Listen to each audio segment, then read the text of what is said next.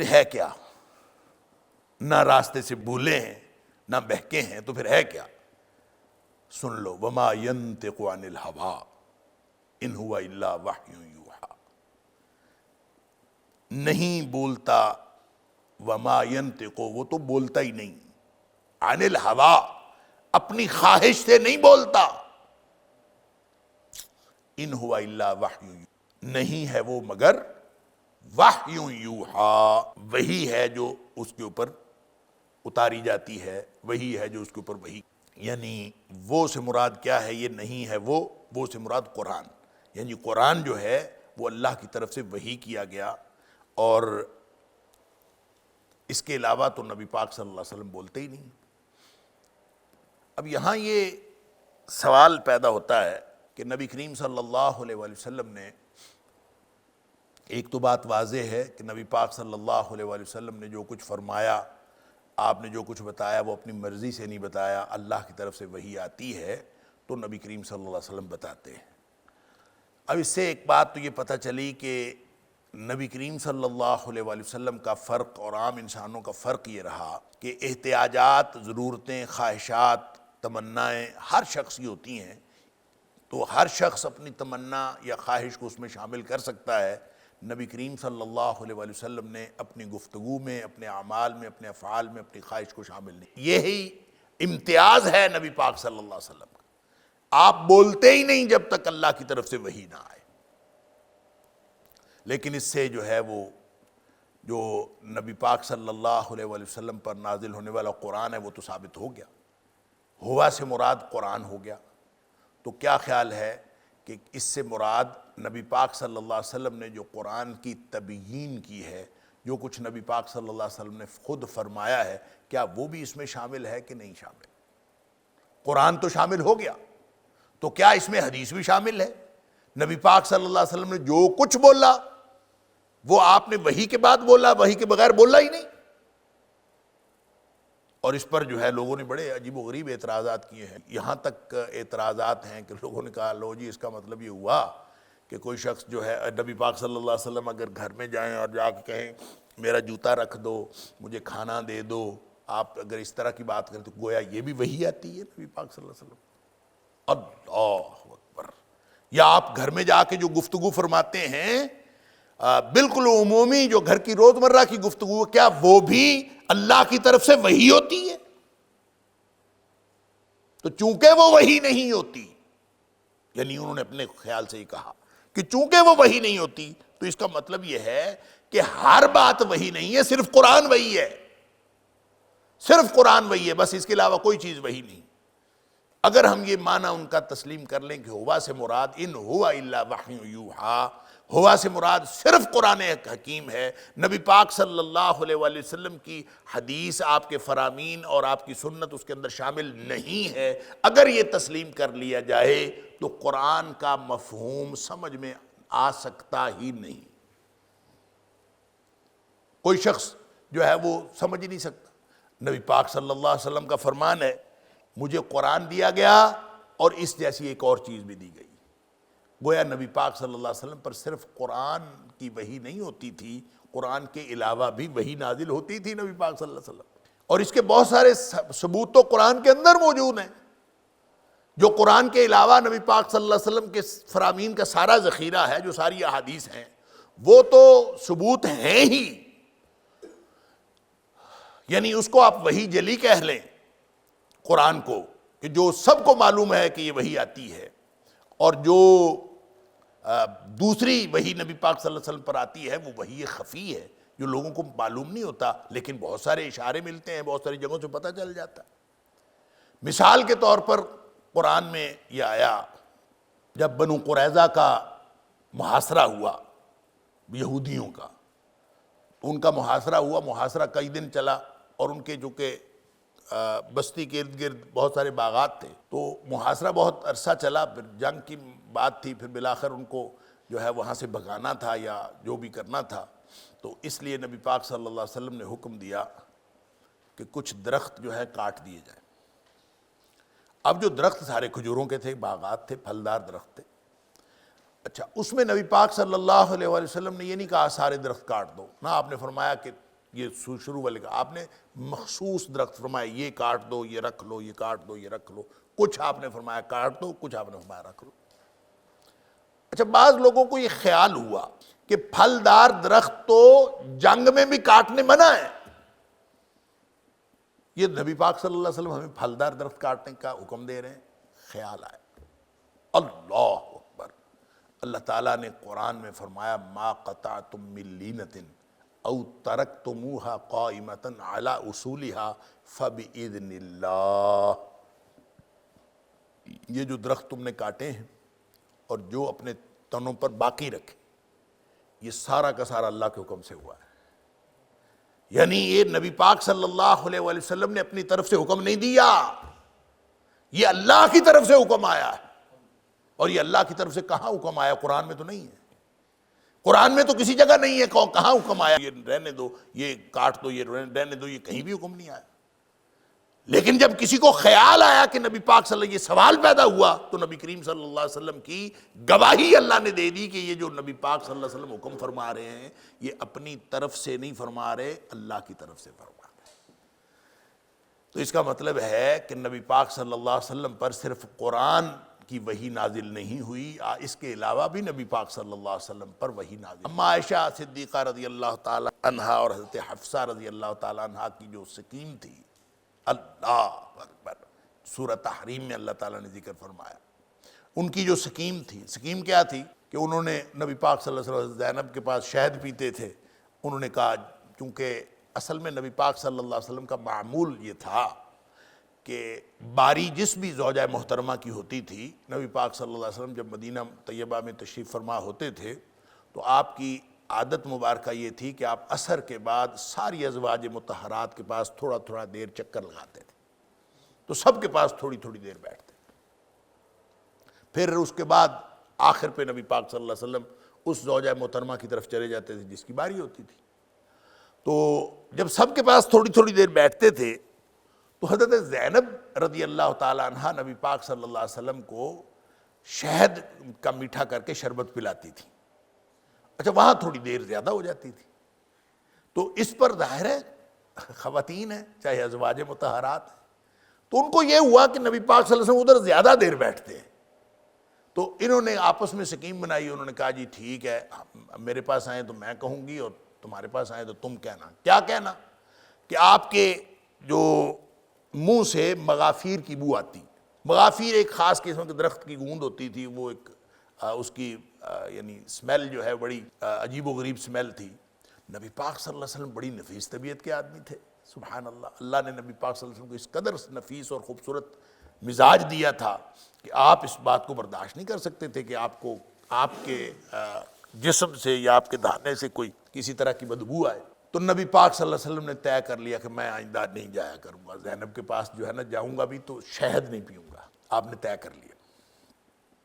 خیر، اس پر بعد میں اللہ تعالیٰ نے فرما دیا، ایک یہ بات ہے لِمَ تُحَرِّمُ مَا أَحَلَّ اللَّهُ لَكَ، آپ کیوں اپنے اوپر حرام کرتے ہیں جو اللہ نے حلال کیا ہوا ہے آپ کو۔ لیکن وہ جو گفتگو تھی نا، وہ گفتگو ان کی آپس میں ہوئی تھی، دونوں نے طے کیا تھا کہ ہم نے جو ہے وہ کسی کو بتانا نہیں ہے۔ نبی کریم صلی اللہ علیہ وسلم کو پتہ چل گئی، نبی پاک صلی اللہ علیہ وسلم کو پتہ چل گئی، تو آپ نے عائشہ سے پوچھا کہ تم نے یہ کہا تھا، آپس میں تم نے یہ پلاننگ کی تھی۔ وہ حیران ہو گئی کہ حفصہ نے بتا دیا ہے۔ حفصہ سے پوچھا، حفصہ نے کہا میں نے تو کوئی نہیں بتایا۔ تو اب دونوں جو ہیں پریشان ہو گئی ہیں، تو دونوں پوچھتی ہیں نبی کریم صلی اللہ علیہ وسلم سے کہ آپ کو بتایا کس نے؟ تو فرمایا نبّأنی العلیم الخبیر، ہمیں اس نے بتایا ہے جو علم رکھنے والا اور خبر رکھنے والا ہے، مجھے اس نے بتایا، اللہ نے بتایا۔ اور اللہ نے کیسے بتایا؟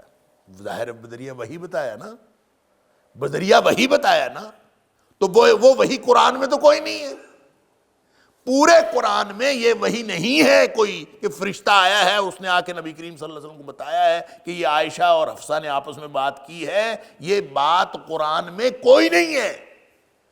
اور اس کی شہادت موجود ہے کہ نبی پاک صلی اللہ علیہ وسلم فرماتے ہیں، یہ قرآن کا حصہ ہے کہ نبی پاک صلی اللہ علیہ وسلم نے فرمایا کہ مجھے علیم الخبیر، خدا نے یہ بات بتائی ہے، العلیم الخبیر، اللہ نے یہ مجھے بات بتائی ہے، تو جب یہ بات موجود ہے تو اس کا مطلب ہے نبی کریم صلی اللہ علیہ وسلم پر وحی اس کے علاوہ بھی آتی تھی۔ اللہ حاضر القیاس، اور بھی بہت ساری مثالیں ہیں۔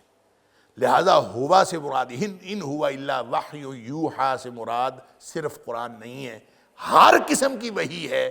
اور وما ینطق عن الہوا، کہ نبی پاک صلی اللہ علیہ وسلم اپنی خواہش سے نہیں بولتے، اللہ کے حکم سے بولتے ہیں۔ اس کا مطلب ہے وحی صرف قرآن نہیں آئی، اس کے علاوہ بھی نبی پاک صلی اللہ علیہ وسلم پر وحی آتی تھی۔ رہ گئی یہ بات کہ کیا جو گھر کی باتیں ہیں یا عام روزمرہ کی باتیں ہیں وہ بھی وحی ہوتی تھی؟ یہ ایک سوال ہے۔ اس سے نا مغالطہ ڈالتے ہیں جو منکرین حدیث ہے نا، اس سے مغالطہ ڈالتے ہیں۔ اب جہاں تک نبی پاک صلی اللہ علیہ وآلہ وسلم کی عام گفتگو کا تعلق ہے، کیا وہ بھی وحی ہوتی تھی کہ نہیں ہوتی تھی؟ اس پر گفتگو کرنے کے لیے آپ کو یہ سمجھنا چاہیے کہ مشرکین مکہ کا اعتراض کس بات پر تھا؟ نبی پاک صلی اللہ علیہ وسلم کی روزمرہ کی گفتگو پر تھا یا آپ کی لائی ہوئی شریعت پر تھا؟ ظاہر ہے ان کا اعتراض تو نبی پاک صلی اللہ علیہ وسلم کی لائی ہوئی شریعت پر تھا، عام گفتگو پر تو اعتراض ہی نہیں تھا۔ لہٰذا جس چیز کے بارے میں اعتراض تھا اس چیز کے بارے میں قرآن کہہ رہا ہے وَمَا يَنطِقُ عَنِ الْهَوَىٰ إِنْ هُوَ إِلَّا وَحْيٌ يُوحَىٰ، کہ یہ جس چیز پر تم اعتراض کر رہے ہو یہ نبی اکرم صلی اللہ علیہ وسلم اپنی مرضی سے کچھ کہتے ہی نہیں، آپ بولتے ہی نہیں جب تک اللہ کی طرف سے وحی نازل نہ ہو۔ لہذا شریعت کی ساری باتیں، اور شریعت میں کیا آتا ہے؟ صرف قرآن نہیں ہے، قرآن کی تبیین بھی ہے، اور قرآن کی وضاحت بھی ہے، اس کی تشریح بھی ہے۔ اس لیے کہ قرآن خود کہتا ہے کہ وَأَنزَلْنَا إِلَيْكَ الذِّكْرَ لِتُبَيِّنَ لِلنَّاسِ مَا نُزِّلَ إِلَيْهِمْ، اے حبیب صلی اللہ علیہ وسلم ہم نے آپ کی طرف یہ ذکر نازل کیا تاکہ آپ لوگوں کے اوپر واضح کر دیں کہ ان کے اوپر کیا نازل ہوا ہے۔ گویا قرآن کی وضاحت کرنا نبی پاک صلی اللہ علیہ وسلم کی ذمہ داری ہے۔ اب قرآن نے کہہ دیا کہ اقیم الصلاۃ، نماز پڑھو، نماز قائم کرو۔ الصلاۃ کیسے قائم کرنی ہے؟ اب یہ تبیین کس نے کرنی ہے؟ نبی پاک صلی اللہ علیہ وسلم۔ اگر وہ تبیین ساتھ نہ ہو، اگر وہ وضاحت ساتھ نہ ہو، نبی کریم صلی اللہ علیہ وسلم کی وضاحت نہ ساتھ ہو، تو صلاۃ قائم کرنے کا کیا مطلب ہے؟ صلاۃ کے عربی زبان میں صرف لغت سے اگر قرآن سمجھنے کی کوشش کریں تو صلاۃ کے عربی زبان میں 22 معنی ہیں۔ یعنی صلاۃ کا معنی یہ ہوتا ہے، صلاۃ کا معنی رحمت کی دعا بھی ہوتا ہے، صلاۃ کا معنی رحمت بھی ہوتا ہے، صلاۃ کا معنی رحمت نازل کرنا بھی ہوتا ہے، صلاۃ کا معنی رحمت کی دعا کرنا بھی ہوتا ہے، اور صلاۃ کا معنی صرف دعا بھی ہوتا ہے۔ اور پھر صلاۃ کا معنی جو ہے وہ جو عربی یہ جو بانس کو آگ پر تپاتے ہیں، ایک شکنجا سا بنا ہوتا ہے اور نیچے آگ جلائی ہوتی ہے، اس کے اندر سے بانس کو نکالتے ہیں اس کو سیدھا کرنے کے لیے، یہ جو عمل ہے اس کو بھی صلاۃ کہتے ہیں۔ اور یہ جو گوشت کو کسی یعنی آگ کے اوپر رکھا جاتا ہے تاکہ اس کا میل کچیل سارا نکل جائے، اور وہ اس کے اندر سے میل کچیل بھی نکلتا ہے اور پھر وہ پک بھی جاتا ہے، تو یہ جو آگ کے اوپر اس کو گوشت کو تپانا ہے اس کو بھی صلاۃ کہتے ہیں۔ پھر خاص طرح سے اپنے کندھے اچکا کے اور خاص طرح سے جسم ہلا کے چلنے کو بھی صلاۃ کہتے ہیں۔ اب ان ساری باتوں میں سے کون سا معنی ہے اقیم الصلاۃ؟ یعنی کوئی شخص اگر لغت سے معنی لے تو وہ کہہ سکتا ہے نا کہ یہ جناب باربیکیو کھانا جو ہے یہ صلاۃ ہے، صلاۃ قائم کرنے کا مطلب ہے باربیکیو کھایا کرو، صلاۃ کرنے کا مطلب یہ ہے کہ دعا کر دیا کرو۔ بہت سارے لوگ آج کل ہیں ایسے، اللہ تعالیٰ معاف فرمائے، جو حدیث کو نہیں مانتے، وہ صلاۃ کے کئی عجیب و غریب معنی، وہ تو وحی کے بھی کئی عجیب و غریب معنی کرتے ہیں۔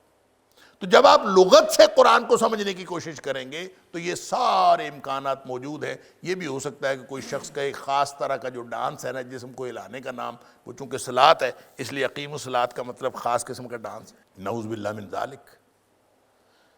پھر کیسے پتہ چلے ان 22 معنوں میں سے کون سا معنی ہے جو لینا ہے؟ یہ کہاں سے پتہ چلے؟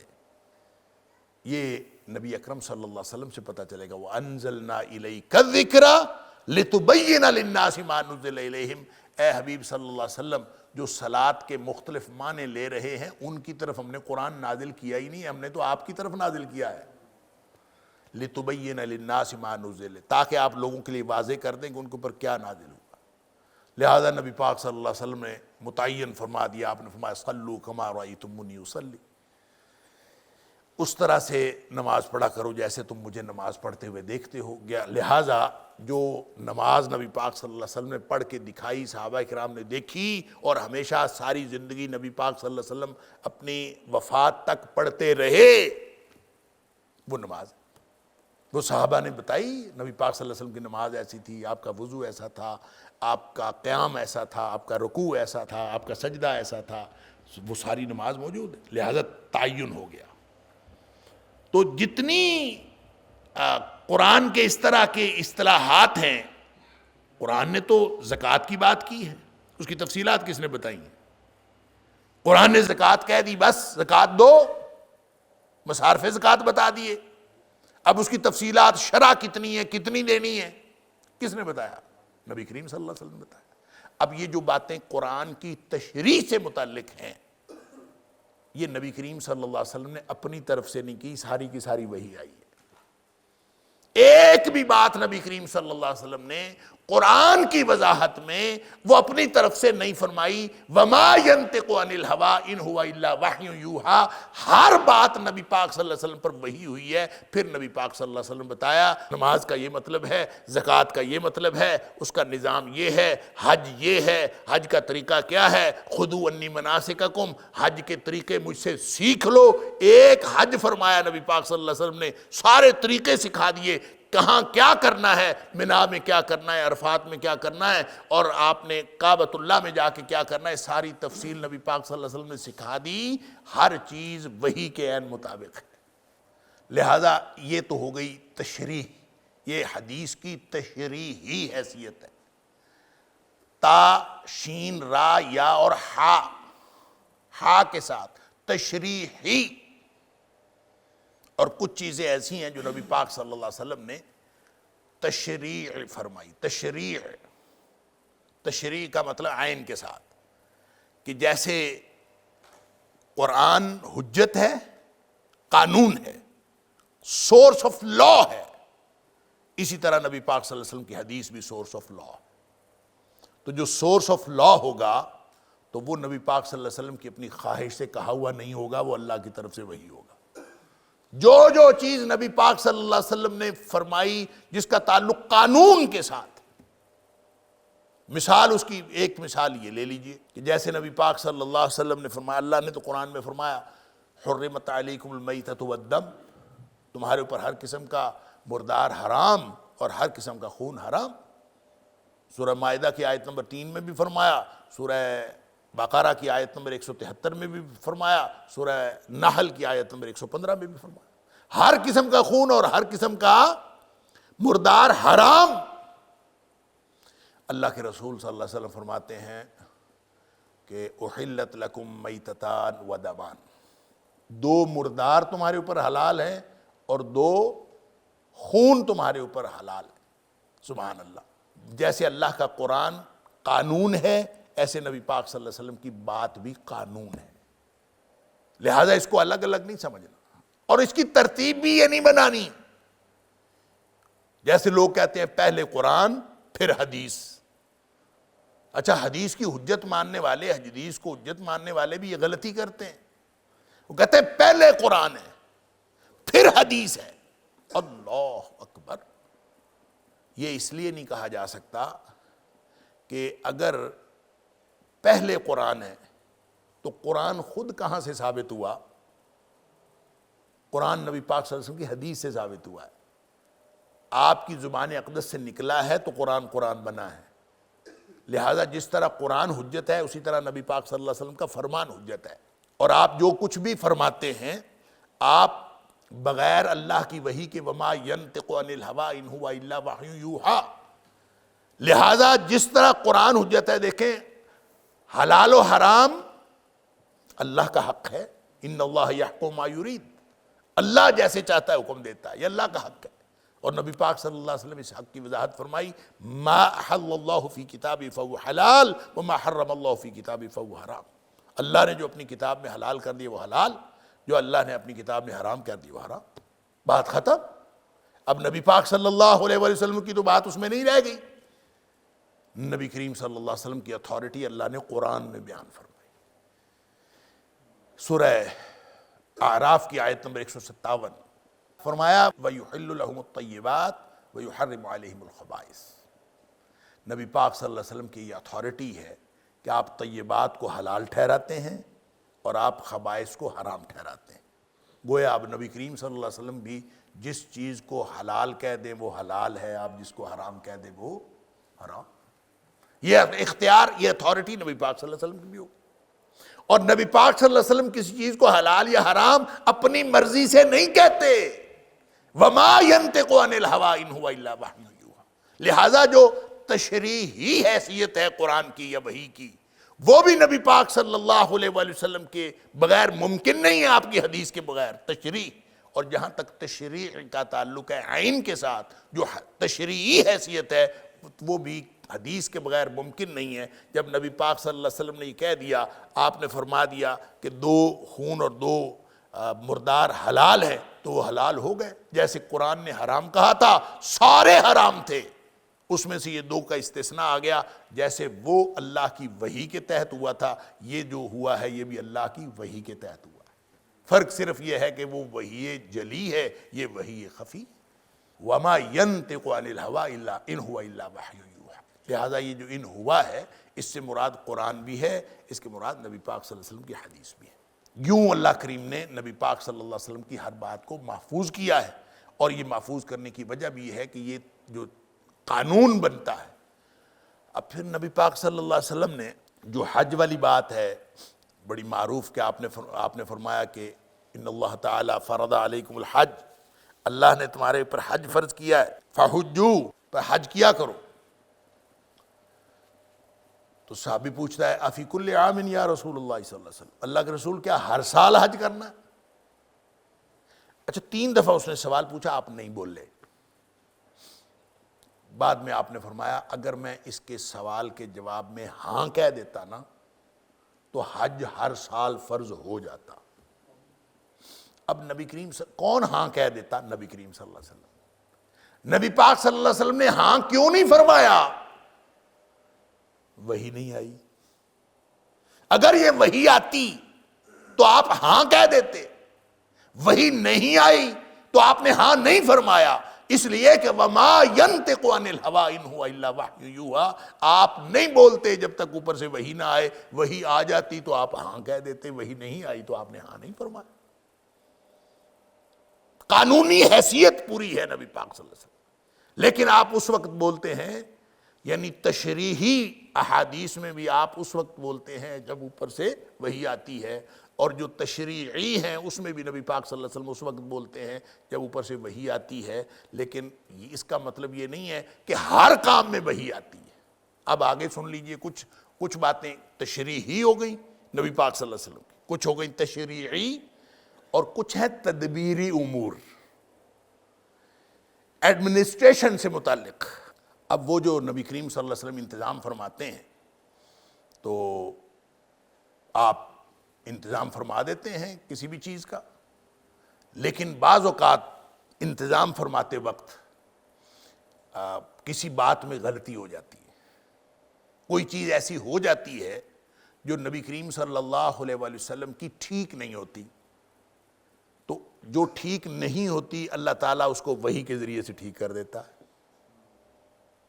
یعنی وہ آپ صرف اس مثال کو نہ لیں کہ جیسے غزوہ بدر میں نبی پاک صلی اللہ علیہ وسلم نے جگہ کا انتخاب فرمایا تھا، کہ وہ بھی بدریہ وحی تھا۔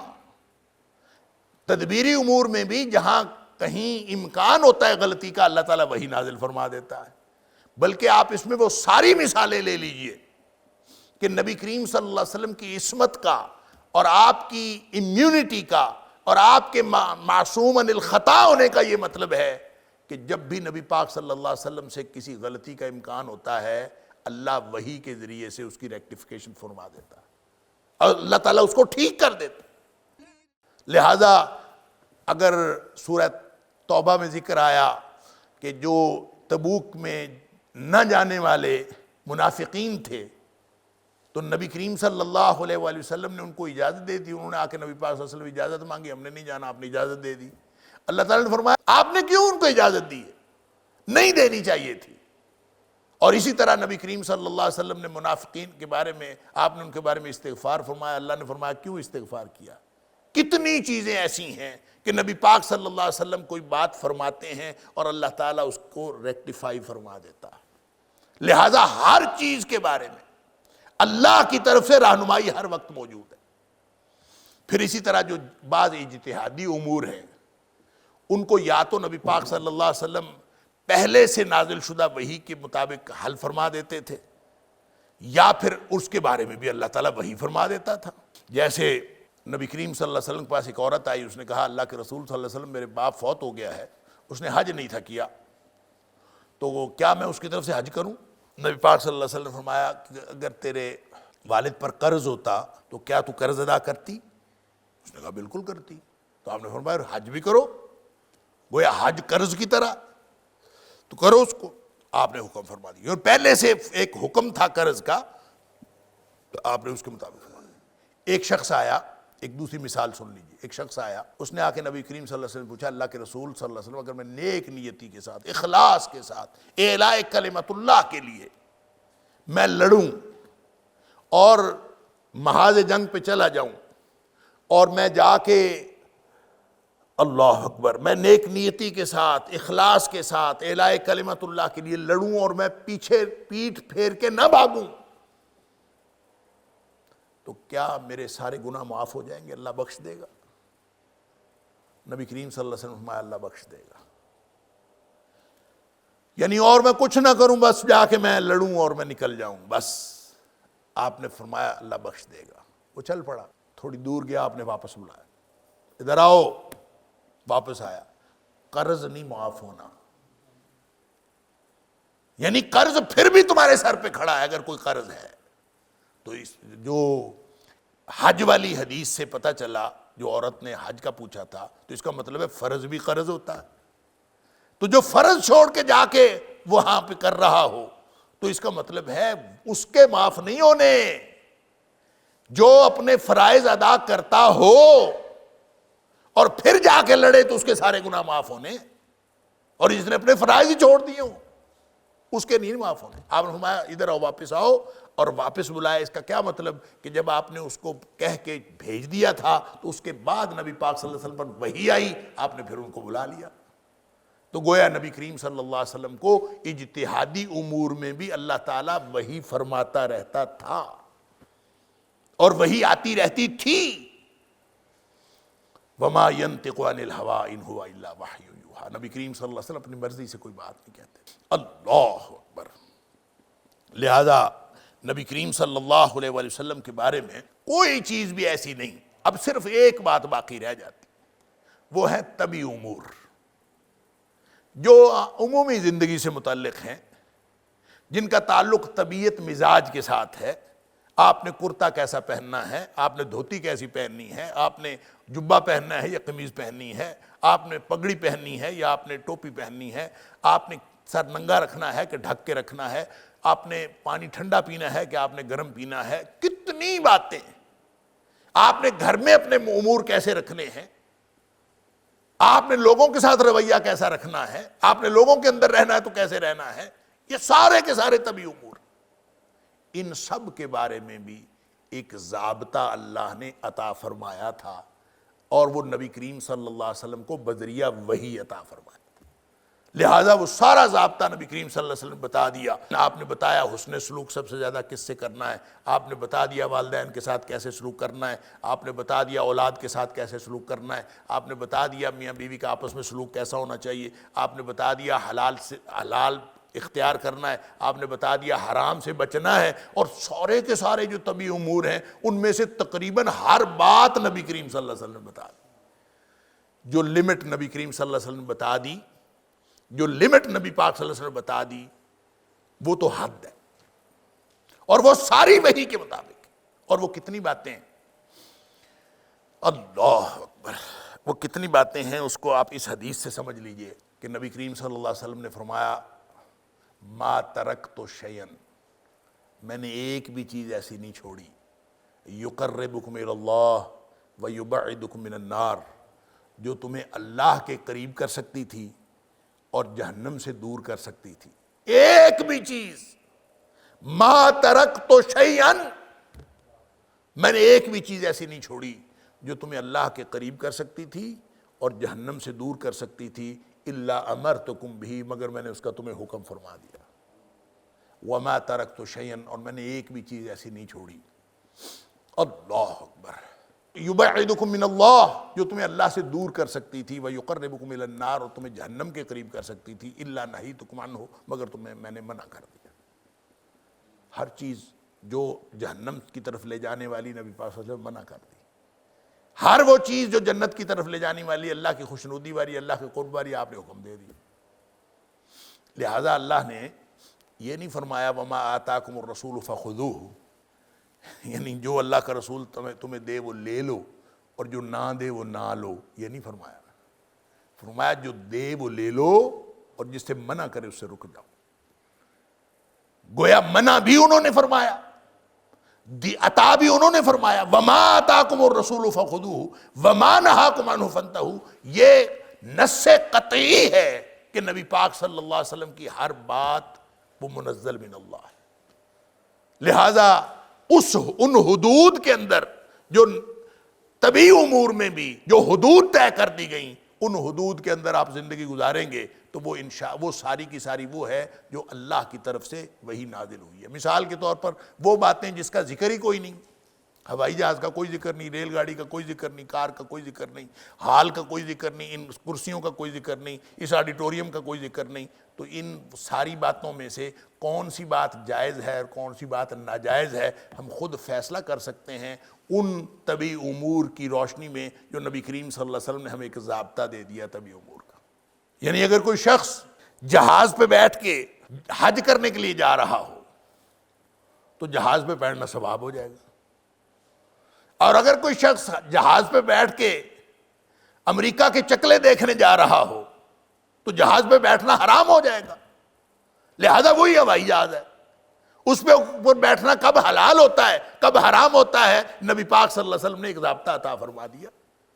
لہذا جو کچھ جہاں لوگ آڈیٹوریمز کے اندر وہ سارے پروگرام بھی ہو رہے ہوتے ہیں جو اللہ اور اس کے رسول صلی اللہ علیہ وسلم کی نافرمانی کے پروگرام ہیں، جب وہ ہوں گے تو حرام ہو جائیں گے، اور جب وہ کام ہوں گے جو اللہ اور اس کے رسول صلی اللہ علیہ وسلم کی فرمانبرداری کے کام ہیں تو وہ سارے کے سارے حلال ہو جائیں گے. گویا پوری زندگی کے طبعی امور کا بھی ایک ضابطہ اللہ کے رسول صلی اللہ علیہ وسلم نے عطا فرما دیا، اور وہ جو ضابطہ عطا فرمایا ہے وہ سارا کا سارا ضابطہ منزل من اللہ ہے. اب جو باتیں نبی کریم صلی اللہ علیہ وسلم نے نہیں فرمائیں وہ اس ضابطے کے تحت وہ ساری کی ساری جائز ہیں، جس کے بارے میں کوئی حکم نہیں دیا وہ ساری کی ساری جائز. لہذا کوئی شخص کہے مثال کے طور پر، تو اگر جا کے یہ کہا کہ مجھے پانی پلا دو تو یہ جائز ہے، تو اگر ساتھ گالی دے کے کہا کہ فلاں ایسی کہ تیسی تیری مجھے پانی پلاؤ، یہ ناجائز ہے، یہ نبی پاک صلی اللہ علیہ وسلم نے نہیں کیا. یہ ضابطہ منزل من اللہ ہے. لہذا پوری زندگی، انفرادی اور اجتماعی زندگی، ایک پورا سیٹ اپ رکھتی ہے. اس سیٹ اپ میں جو نبی پاک صلی اللہ علیہ وسلم نے وہ سیٹ اپ عطا فرمایا اور اس کے اندر اجازت فرمائی، جو جس کے اندر جس بات کی اجازت ہے تو یہ سارا ضابطہ بھی منزل من اللہ ہے. اب آپ بتائیں وما ينطق عن الهوى ان هو الا وحی یوحی میں کون سی بات ایسی رہ جاتی ہے جو نبی پاک صلی اللہ علیہ وسلم کی حیات طیبہ میں اللہ کی وحی کے بغیر ہوئی ہو. لہذا اگر طبعی اور معاشرتی امور میں کچھ چیزیں ایسی ہیں جو نبی پاک صلی اللہ علیہ وسلم نے اس کو تذکرہ کیے بغیر چھوڑ دیا ہے، تو آپ نے فرمایا ہے جو کہنے والی تھیں باتیں ساری وہ میں نے کہہ دیں، اور جو روکنے والی تھی ساری باتیں وہ میں نے روک دیں. لہٰذا اس کے علاوہ جتنی باتیں ہیں وہ اجازت ہے، وہ کرتے پھرے، اس کا جنت جہنم کے ساتھ کوئی تعلق نہیں، نیت کے ساتھ تعلق ہے. کوئی شخص اگر اس طرح کی کوئی بات کرے گا تو حرام ہو جائے گی. میں ایک اکثر مثال دیتا ہوتا ہوں، اس مثال کو یہاں بھی دیکھ لیجئے، اگر سمجھ آ جائے اللہ تعالیٰ ہم سب کو، اس مثال کو دیکھ لیں، پھر اس کو بعد ہم آگے چلتے ہیں کہ مثال کے طور پر اگر کوئی شخص آئے اور آ کے مسجد کے کونے میں سر نیچے کر کے اور ٹانگیں اوپر کر کے کھڑا ہو جائے، اور آپ اس سے پوچھیں کہ یہ کیا کر رہے ہو، تو وہ کہے کہ میں نماز پڑھ رہا ہوں، تو آپ اس کو کیا کہیں گے؟ آپ اس کو کہیں گے کہ یہ اس طرح نماز نہیں پڑھی جا سکتی۔ کیوں؟ کہ یہ نماز کا وہ طریقہ نہیں ہے جو نبی پاک صلی اللہ علیہ وسلم نے بتایا ہے۔ اگر وہ آگے سے کہے کہ منع کہاں آیا ہے، منع کہاں آیا ہے، تو اس کا جواب یہ ہے کہ عبادت کی ہر چیز منع ہے جب تک نبی کریم صلی اللہ علیہ وسلم کا فرمان نہ آ جائے، جس پر دلیل نہ ہو وہ منع ہے۔ من عمل عملا لیس علیہ امرنا فہو رد، جس نے ایک بھی کام ایسا کیا جس کے اوپر ہمارا حکم نہیں ہے، مدینے والے کی مہر نہیں ہے، وہ ریجیکٹڈ ہے۔ اور اگر اس کو آپ کہیں کہ یہ تم کیا کر رہے ہو، اور وہ آگے سے کہے یار حکیم صاحب نے کہا ہے کہ تھوڑی دیر کے لیے سر نیچے کر کے اور ٹانگیں اوپر کر کے کھڑے ہوا کرو، دوران خون اچھا ہو جاتا ہے۔ میں مثال عرض کر رہا تھا کہ جن باتوں میں اللہ اور اس کے رسول صلی اللہ علیہ وسلم نے حکم فرما دیا ہے، عبادات کا جتنا بھی دائرہ ہے، جن چیزوں میں ہم کہتے ہیں ثواب ہوتا ہے، وہ ہر وہ چیز حرام ہے جس کا اللہ اور اس کے رسول صلی اللہ علیہ وسلم نے حکم نہیں دیا، وہ حرام ہے۔ آپ اس وقت یہ بہانہ نہیں بنا سکتے کہ منع کہاں آیا ہے۔ مثال کے طور پر اگر کوئی شخص جو ہے وہ کہے کہ میں آج کے بعد ہر رکعت میں 2 رکوع کیا کروں گا، آپ اس کو کہیں کہ نہیں آپ نہیں کر سکتے، وہ کہے گا منع کہاں آیا ہے؟ تو منع کہاں آیا ہے؟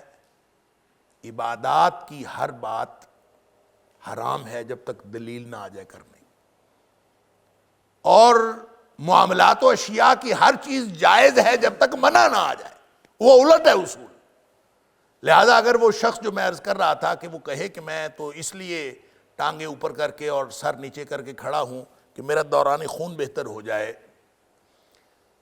تو یہ اس کا اپنا معاملہ ہے اور وہ کر سکتا ہے، اس پر نبی پاک صلی اللہ علیہ وسلم کی طرف سے کوئی حکم نہیں ہے۔ ہو سکتا ہے یہ بات ٹھیک ہو سکتا ہے غلط ہے، کوئی کرنا چاہتا ہے کر لے، لیکن اگر اس کے اس طرح کرنے سے اس نے کپڑے ایسے پہنے ہیں کہ اس کا سطر کھل جائے، اگر اس نے ٹانگیں اوپر کی ہیں تو اس کا سطر کھل جائے، تو سطر کھل جانے کے بارے میں نبی پاک صلی اللہ علیہ وسلم کا حکم ہے، لہذا پھر بھی اس کا یہ عمل حرام ہو جائے گا، کیونکہ اس نے نبی پاک صلی اللہ علیہ وسلم کے دیے ہوئے ضابطے کی خلاف ورزی کی ہے۔ لہذا جہاں خلاف ورزی ہوگی اس ضابطے کی، یہ حدود نبی پاک صلی اللہ علیہ وسلم نے بتا دی ہیں، اور وہ سارا کا سارا جو معاشرتی زندگی کا اور طبی امور کا جو میں نے عرض کیا ایک ضابطہ نبی پاک صلی اللہ علیہ وسلم نے عطا فرما دیا ہے، اس ضابطے کی جہاں خلاف ورزی ہو آپ کو پیچھے ہٹنا پڑے گا، اور وہ جو ضابطہ ہے وہ سارا کا سارا منزل من اللہ ہے۔ وما ينطق عن الهوى ان هو الا وحی یوحی۔ إن هذا القرآن يهدي للتي هي أقوم ويبشر المؤمنين الذين يعملون الصالحات أن لهم أجرا كبيرا